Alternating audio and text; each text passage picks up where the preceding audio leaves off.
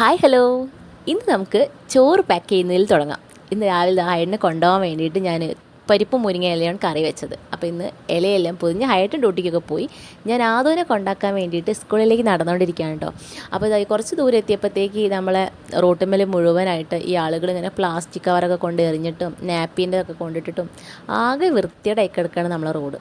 അങ്ങനെ ഞാൻ വീട്ടിലെത്തിയിട്ടോ തിരിച്ചിട്ട് അവനെ കൊണ്ടാക്കി വന്നതിന് ശേഷം എനിക്ക് ഭയങ്കര വിശപ്പാണ്. അതിനുശേഷം നമുക്കിന്ന് ചപ്പാത്തിയും ഗ്രീൻ പീസിൻ്റെ ഫ്രൈ ചെയ്യുന്നിട്ടൊന്ന്.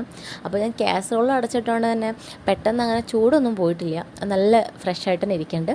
അപ്പോൾ ചപ്പാത്തിയും അതുപോലെ ഗ്രീൻ പീസ് ഫ്രൈ ഞാൻ ഉണ്ടാക്കി ഞാൻ കഴിക്കാം കേട്ടോ. മൂക്ക് ഞാൻ ആദ്യം കൊടുത്തിട്ടുണ്ട്. ഞാൻ ചായ കുടിച്ച് വരുമ്പോഴത്തേക്ക് അവളിവിടെ ഈ പരിപാടിയിലാണ്.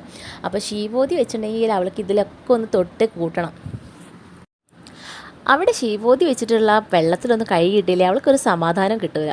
എന്തായാലും അതൊക്കെ കഴിഞ്ഞാൽ ഞാൻ ഉച്ചത്തേക്കുള്ള ചോറൊക്കെ എടുത്ത് വെച്ചു കേട്ടോ. ഇത് ചോറിന് ചീരപ്പേരി, നമ്മൾ ഉണ്ണിക്കാമ്പ് ഉപ്പേരി, പിന്നെ മീൻ പൊരിച്ചതും മീൻ കറിയും ഉണ്ട് കേട്ടോ. അതെല്ലാം ഞാൻ മോക്കും കൊടുത്തു. അവൾക്കും ഫുഡൊക്കെ വാരി കൊടുത്തതിന് ശേഷം അവളിവിടെ മേക്കപ്പ് ഇടുകയാണ്. എൻ്റെ മേക്കപ്പ് ബോക്സ് അടിച്ച് മാറ്റിയിരിക്കുകയാണ് അവൾ.